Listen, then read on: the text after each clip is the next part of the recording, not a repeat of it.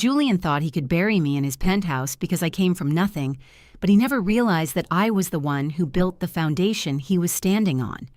I was just the little mouse in his golden cage, until the day I turned the trap on him and watched his entire empire crumble into the city below. Julian didn't just look at my past, he dissected it like a biology student pinning a moth to a board. We met at a gala in the city, an event I'd managed to infiltrate thanks to a grueling internship at a high-end architecture firm.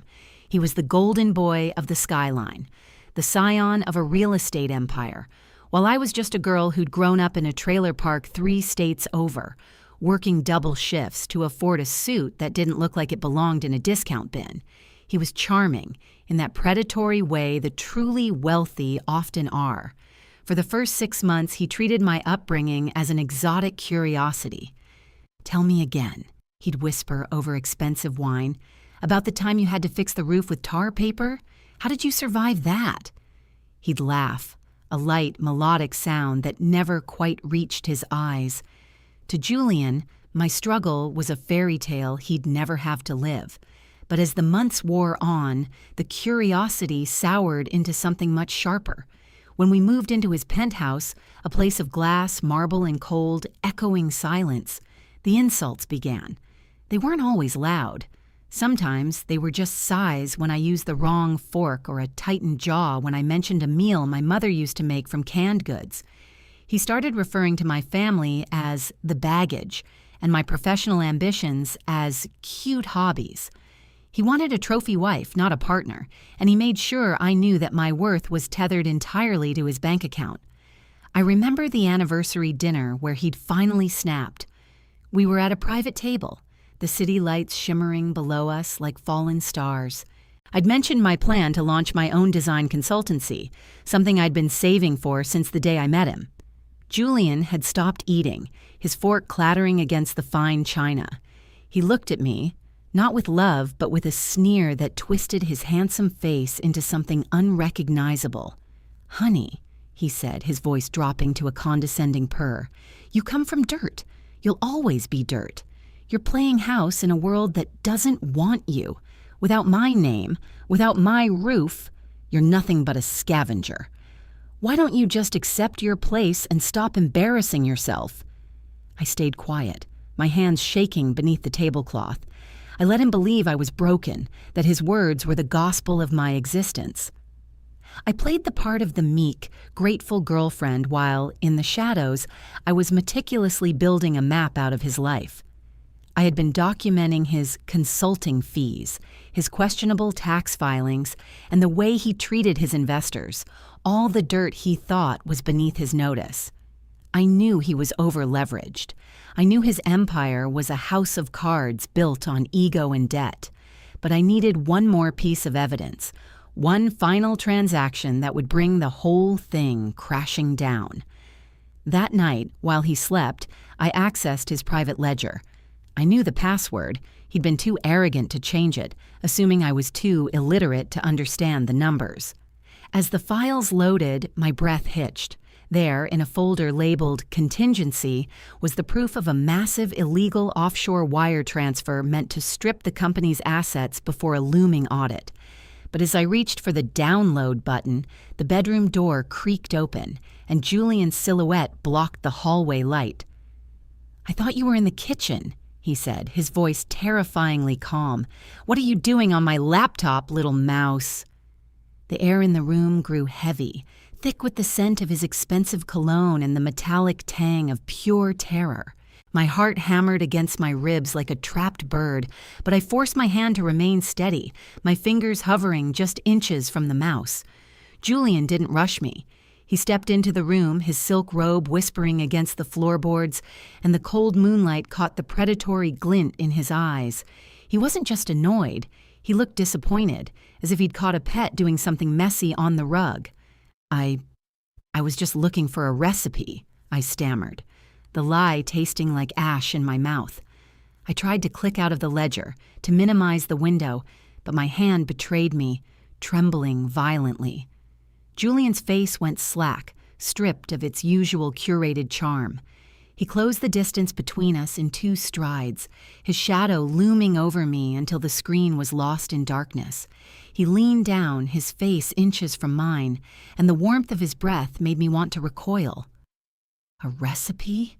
he whispered, his voice dangerously low. "You've always been a terrible liar, Elena.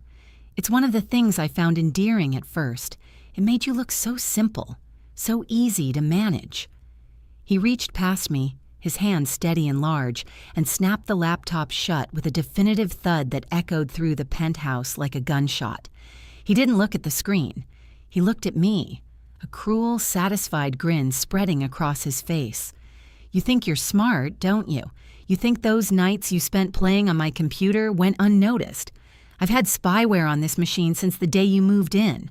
I've watched every keystroke, every search, every pathetic attempt you've made to climb out of your gutter." My blood ran cold.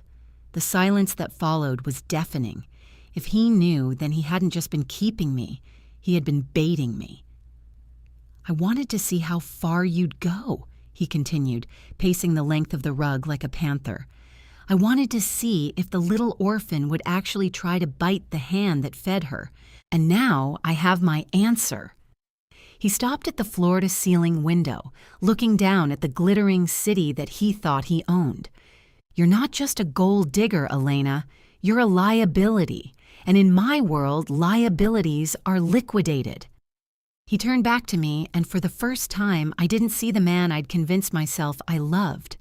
I saw a stranger, a man who viewed people as disposable assets in a grand, twisted ledger. "You're going to pack a bag," he said, his tone chillingly administrative. "Not because I'm throwing you out. That would be too kind. You're going to pack because we're leaving for the private airfield in an hour. We're heading to the island estate. No cell service, no internet, and absolutely no one to call when you realize that your humble origins are the only place you'll ever have to go back to." I felt the floor tilt beneath me. He was going to isolate me, finish me, and erase the evidence I'd worked so hard to gather. I backed away, my heel catching on the edge of the rug, but he was suddenly there, gripping my wrist with a force that made me gasp. His eyes were void of any warmth, reflecting only the harsh, artificial light of the chandelier. "Don't bother screaming," he murmured, his grip tightening until a spark of pain shot up my arm. "The security staff is mine, and they've already been instructed to ignore any hysteria. Now, shall we go, or do I need to make this process more persuasive?" He pulled me toward the door, his eyes locked on mine, waiting for me to break.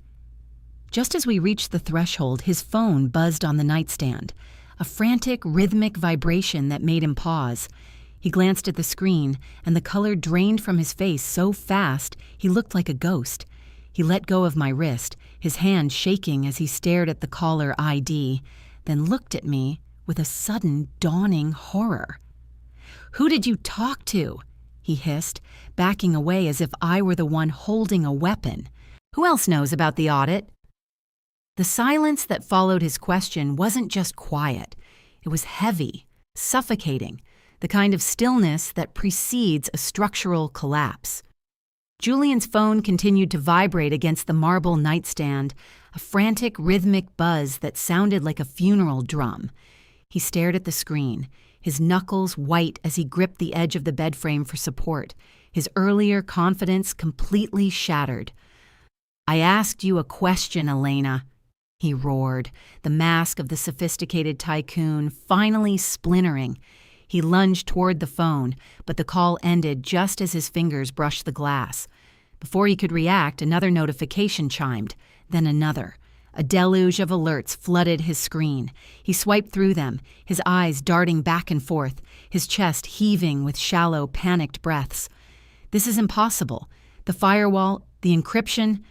How did you bypass the secondary server?" I didn't answer. I stood my ground, my pulse slowing as I watched his world disintegrate in real time. The humble girl from the trailer park was no longer the prey.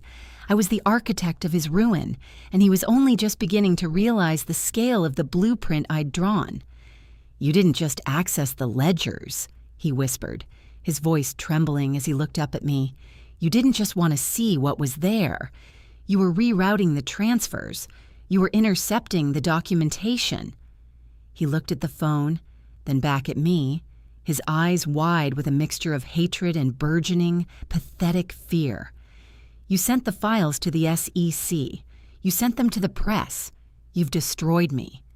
"I didn't destroy you, Julian," I said, my voice steady, devoid of the tremors that had plagued me only minutes before. "I just revealed what you'd already built. A house of cards doesn't fall because of the wind.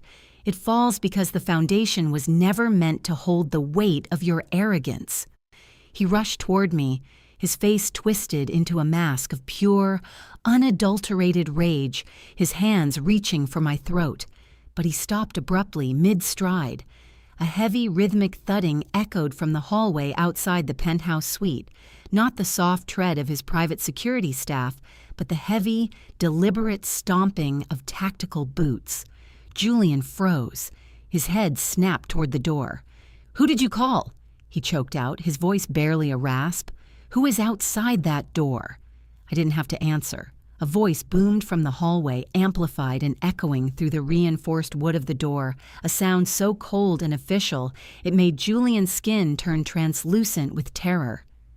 "Federal agents, open the door immediately or we will breach." Julian stumbled back, his eyes darting frantically around the room, searching for a way out that didn't exist. He looked at me, truly looked at me, not as a servant, not as a trophy, but as the person who had brought the entire world he clung to, crashing down on his head. "We can fix this," he begged, his voice cracking, his hands trembling as he reached toward me. "Elena, please, you have the access codes. If you call them off, I'll give you everything. The money, the accounts, the properties. Just call them off." I watched him, the man who once mocked my mother's canned goods dinners, the man who called my ambitions a cute hobby, crumble into a pathetic, desperate shell of a human being. The heavy thud of a battering ram hit the front door, shaking the entire penthouse, knocking a vase of lilies off the console. Glass shattered, and the hinges groaned under the force. Julian lunged for me again, grabbing my shoulders, his eyes wild and desperate. "You're coming with me," he hissed, dragging me toward the balcony that overlooked the 40-story drop. "If I'm going down, you're not getting the satisfaction of walking away clean." As he dragged me toward the edge, the front door finally burst open with a deafening crash of splintering wood, but we were already pressed against the cold glass of the balcony, the wind whipping my hair across my face, and Julian's grip was slipping, his eyes darting to the floor below. "Tell them!" he screamed at me, his voice hysterical as the black-clad agents flooded the foyer. "Tell them it was all your idea. Tell them you forged the documents." I looked past him, through the glass, and saw the lead agent aiming a weapon directly at us, shouting a command that was drowned out by the roar of the wind. Julian didn't wait. He stepped onto the narrow ledge of the balcony, pulling me with him, and looked down at the dark, unforgiving pavement 40 stories below. "We're going to the bottom together," he snarled, his foot slipping on the slick marble. The edge of the balcony gave a sickening, grinding crack. The screech of metal groaning under pressure was the last thing I heard before the world tilted. Julian's boots slipped on the frost-slicked stone of the ledge, and for a heartbeat we hung in the void, a grotesque, tangled mess of silk and terror suspended over the city. His grip on my arm was agonizing, the nails of his expensive manicure digging into my skin like talons, his face contorted into a mask of pure, primal cowardice. "Don't let go," he shrieked, the sophisticated veneer of the billionaire completely dissolved into the whimpering of a child. "Elena, save me. I have the offshore keys. I'll put your name on everything, I swear it. Just don't let me fall." The agents were screaming commands from the penthouse foyer, their voices distorted by the wind, but they were too far away to reach us. I looked down. The city lights were dizzying, a sea of glowing embers waiting to swallow us both. I saw the flashlights dancing on the glass of the windows, the frantic movement of the team as they scrambled toward the terrace doors. I looked back at Julian. His eyes were wide, bloodshot, and filled with a desperate, pathetic plea for mercy. The same man who, hours ago, had sneered at my humble origins, calling me dirt. Now he was clinging to that very same dirt for his life. "You told me I was nothing, Julian," I said, my voice cutting through the howl of the wind, eerily calm. "You told me I belonged in the gutter. Isn't that where we're headed?" "I was joking. It was just a game," he blubbered, his feet kicking uselessly against the side of the building. The grinding of the stone became louder, a high-pitched, screeching protest. A piece of the ledge, decorative masonry weakened by years of neglect beneath the glitz, suddenly snapped off. We jerked downward, the momentum slamming my chest against the railing. Julian's fingers lost their purchase on my arm, sliding down to my wrists, then to my fingertips. He was losing his hold. The sheer weight of his arrogance, his panic, and his life was dragging us both toward the brink. I can't hold on," he gasped, his face turning a sickly, mottled purple. "Elena, please help me."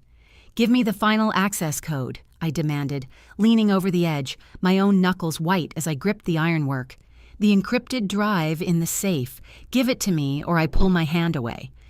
He hesitated, his eyes flickering with a final, dying spark of greed. Even now, with his life dangling by a thread, he was trying to calculate if he could survive without his leverage. "Give it to me," I screamed, feeling the railing beneath us shift again, a deeper, more ominous crack echoing from the building's foundation. It's 9412, he shrieked, his voice breaking. "Under the floorboard in the study. Just pull me up." I had what I needed. The code to the final piece of the puzzle, the evidence that would not just bury his reputation, but ensure he never saw the sun outside of a prison cell again. I looked up. The lead agent had finally reached the terrace, his hand reaching out, his face etched with shock. But as the agent lunged, the masonry beneath Julian's feet disintegrated entirely. He screamed, a sound that was cut short as he plummeted. His fingers caught mine one last time, a desperate, crushing squeeze that threatened to pull me over with him. I saw his face, stripped of every ounce of power, his eyes locking onto mine with a realization that the girl from the trailer park had won. He didn't scream again. He just let go. I fell backward onto the terrace floor, gasping for air, the cold stone biting into my back. The agent scrambled to the edge, looking down into the abyss, then back at me, his radio crackling with chaos. I lay there for a moment, the silence rushing back in, punctuated only by the distant sirens wailing toward the penthouse. I felt the cold, hard square of the key drive in my pocket, the proof that had cost him everything. But as I sat up, brushing the stone dust from my clothes, a shadow fell over me. It wasn't the agent. I looked up, and standing in the doorway holding a silence pistol aimed directly at my chest was someone I hadn't seen in years, the one person I thought I'd escaped when I left my old life behind. "You really should have left the money alone, Elena," my brother whispered, his eyes as cold as the city skyline. "Did you think you were the only one who wanted a slice of his empire?" The barrel of the gun wasn't just a weapon, it was a ghost from a past I had spent 7 years trying to bury. My brother Marcus looked older, his face gaunt and his eyes hardened by a life of grifting that had clearly taken a darker turn since he abandoned me at that bus station in the middle of a thunderstorm. He didn't look like a savior. He looked like a predator who had spent years tracking his next meal. "Drop the drive, Elle," he said, his voice devoid of any familial warmth. He stepped into the light of the terrace, his gaze flickering toward the edge, where Julian had just vanished. I saw him fall. That was sloppy, even for you, but it saves me the trouble of doing it myself. Give me the drive and you walk. Keep it, and you join him on the pavement. I looked at the federal agent who was still pinned behind the terrace doorway, his gun drawn but unable to get a clean shot. The chaos was absolute, Sirens were shrieking from the streets below, and the wind was whipping the drapes of the penthouse into a frenzy. I felt the cold plastic of the drive in my pocket. Marcus didn't know that I hadn't just been stealing. I had been reporting. My connection to the SEC wasn't just a blind email, it was a real-time feed. "You're too late, Marcus," I said, my voice cutting through the wind with a clarity that made him hesitate. "I didn't just take the money, I triggered a protocol. Every bank in the Cayman Islands that holds Julian's dirty assets is already locked by federal mandate. The moment I extracted that drive, the accounts were frozen. There's nothing left to steal." His face paled, his confidence wobbling for a fraction of a second. "You're lying. You're just like him. Greedy, manipulative. I'm the person who learned how to navigate a world you're still trying to break into with a crowbar," I snapped. I saw his finger tighten on the trigger, the silent pistol rising an inch. But I wasn't looking at the gun anymore. I was looking at the small, red, blinking light of a drone hovering silently just above the terrace railing. A surveillance unit I'd deployed earlier that evening, anticipating every possible contingency. I had been broadcasting this entire standoff live to the Federal Task Force's command center. "Drop it," a voice boomed from the doorway. It was the lead agent, his weapon leveled at my brother. "Drop the weapon or we fire!" Marcus spun, his eyes wild, realizing he was boxed in by the law and the tech I'd spent years mastering. He didn't drop the gun. He lunged for me, a desperate final act of a drowning man. I didn't flinch. I ducked, feeling the thwip of a silenced bullet miss my ear by a hair, and swept his leg out from under him. He hit the stone terrace hard. Before he could scramble up, the agents were on him, a swarm of black tactical gear pinning him to the ground. As they cuffed him, the lead agent approached me, breathing hard. He looked at the drive in my hand, then at the chaos surrounding us.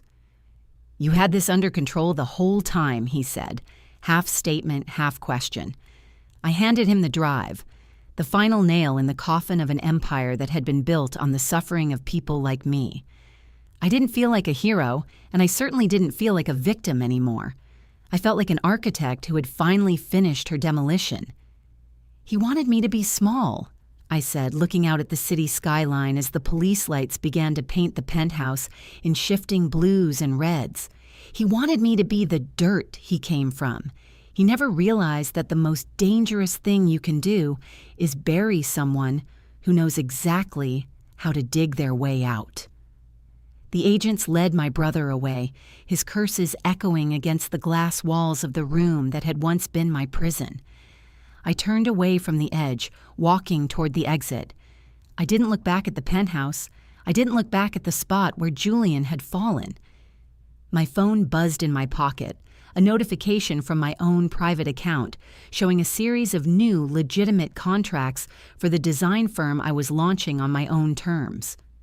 I walked out of the penthouse and into the elevator, the doors sliding shut on a chapter of my life that was finally, permanently closed. As the lift began its descent, I looked at my reflection in the polished steel doors. I wasn't the girl from the trailer park anymore, and I was definitely not the trophy wife of a billionaire. I was simply Elena, and for the first time in my life, I wasn't just surviving. I was starting to build.